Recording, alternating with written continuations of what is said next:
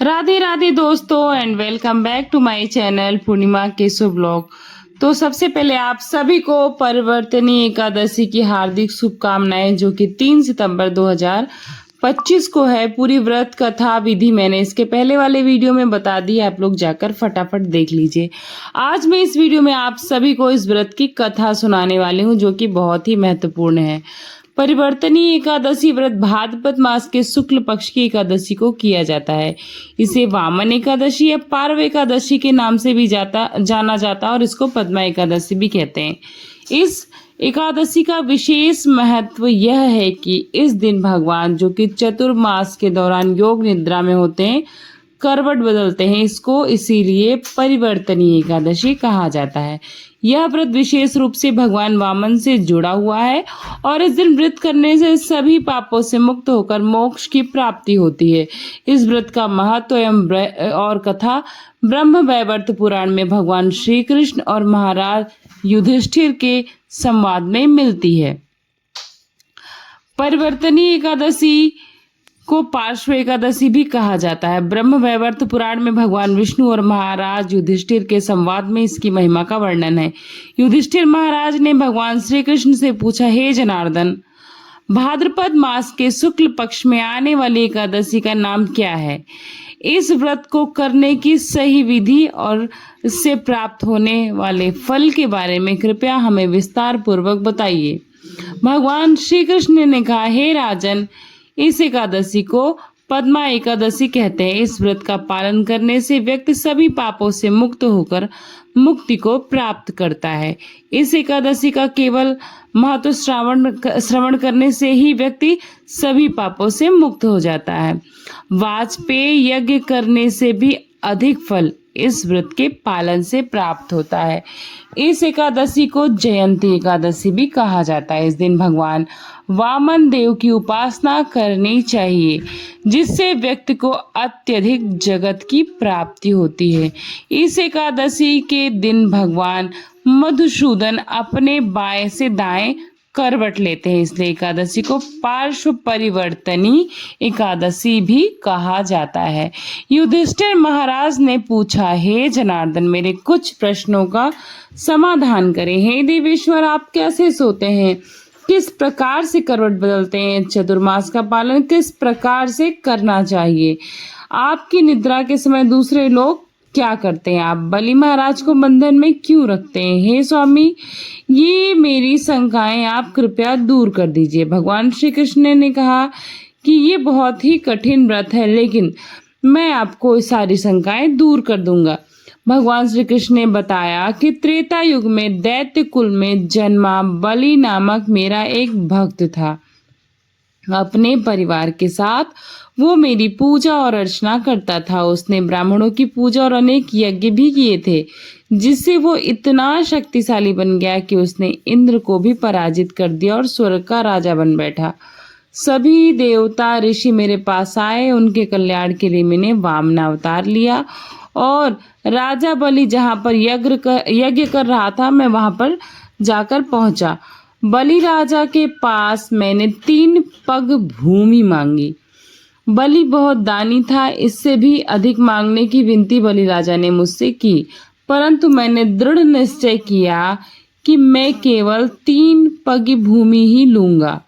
दूसरा कौन सा भी विचार न करके उसने दान में 3 पग भूमि मुझे देने का निश्चय किया और उसने मुझे 3 पग भूमि दे दी। तत्काल मैंने महाकाय रूप धारण कर लिया, जिसके एक पग में सप्त पाताल, दूसरे पग में आकाश के साथ 7 लोक को लिया और तीसरा पग रखने के लिए मैंने जगह मांगी। तीसरे पग के रूप में नम्रता पूर्वक बलि ने अपना मस्तक आगे कर दिया। उसके नम्रता से प्रसन्न होकर नित्य उसके साथ रहने का मैंने उसे आशीर्वाद दिया, क्योंकि मैं उसकी विनम्रता से अति प्रसन्न हुआ था। उसी एकादशी के दिन वामन देव के विग्रह की स्थापना महाराज बलि के निवास स्थान, आवास स्थान यानी कि घर में हुई। मेरा दूसरा विग्रह क्षीर सागर में अनंत शेष पर स्थापन करते हैं। शयन एकादशी से उत्थान एकादशी तक मैं निद्रा अवस्था में रहता हूँ। इन 4 महीनों में हर एक को मेरी विशेष पूजा करनी चाहिए। चतुर्मास में आने वाली सभी एकादशी को हर एक को दृढ़तापूर्वक पालन करना चाहिए।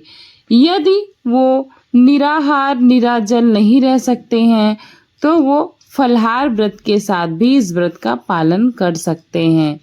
लेकिन व्रत का पालन करने के साथ साथ सबसे अधिक कथा की महत्वता होती है। इस कथा को पठन करने से यानी कि पढ़ने से, इस कथा का श्रवण करने से यानी सुनने से समान फल प्राप्त होता है। लेकिन यह कथा अगर आप किसी ब्राह्मण, किसी पंडित, किसी बालक या फिर किसी स्त्री के द्वारा सुन रहे हैं तो बिना दक्षिणा के ये कथा सुनने से आपको नहीं मिलता है, इसलिए आप दक्षिणा जरूर दें।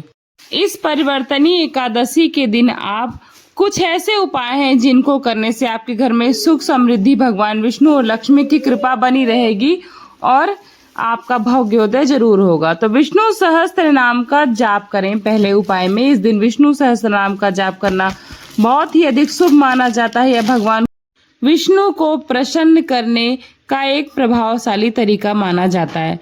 तुलसी जी की पूजा करना। तुलसी का पौधा भगवान विष्णु को अत्यंत प्रिय है। इस दिन तुलसी की पूजा करने से व्यक्ति सभी पापों से मुक्त हो जाता है।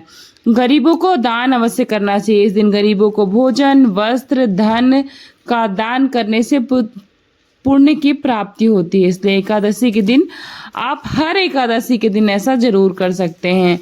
भगवान विष्णु की मूर्ति का स्नान। इस दिन भगवान विष्णु की मूर्ति को पंचामृत से स्नान कराना अत्यंत ही शुभ माना जाता है। हो सके तो आप भगवान विष्णु की मूर्ति को स्नान कराइए। मूर्ति पीतल, चांदी या सोने की हो तो अच्छी बात है। नहीं तो आप नहीं है घर में विष्णु की मूर्ति तो आप भगवान कान्हा जी यानी हमारे लड्डू गोपाल की मूर्ति का स्नान करा सकते हैं। चरणामृत से माना जाता है ऐसा करने से जीवन में खुशहाली आती है। अब मैं आपको बताती हूँ कि इसका क्या महत्व है और उसको जल झूलनी, डोल ग्यारस और परिवर्तनी एकादशी क्यों कहा जाता है। इस दिन यशोदा मैया ने भगवान कृष्ण का जलवा पूजन या कुआं पूजन भी किया था, इसलिए इसे डोल ग्यारस भी कहा जाता है। डोल ग्यारस में भगवान को पालकी बिठाकर उनको नगर भ्रमण कराते हैं। इसके अलावा यह भी कहा जाता है कि इस दिन माता यशोदा ने भगवान कृष्ण के जलाशय पे जाकर अंग वस्त्र धोए थे, इस कारण इसे जल झूलनी एकादशी भी कहा जाता है। इसके अलावा यह भी मान्यता है कि क्षीर सागर में विराजमान भगवान विष्णु इस दिन करवट बदलते, इसलिए इसे परिवर्तन यानी परिवर्तनी एकादशी भी कहा जाता है। इसलिए परिवर्तनी एकादशी पर भगवान विष्णु, माता लक्ष्मी समेत माँ यशोदा की भी पूजा की जाती है और सुख की कामना की जाती है। और अगर हो सके तो आप भी ये सब चीजें करिए। अच्छा लगा हो तो video like, subscribe and share करिएगा। ये कथा अवश्य सुनिएगा। मिलती हूँ नेक्स्ट वीडियो में, तब तक अपना खूब सारा ख्याल रखिएगा। मिलती हूँ ऐसे रोचक कहानियों, रोचक पूजा, रोचक चीजों के साथ नेक्स्ट वीडियो में। तब तक के लिए जय श्री कृष्ण।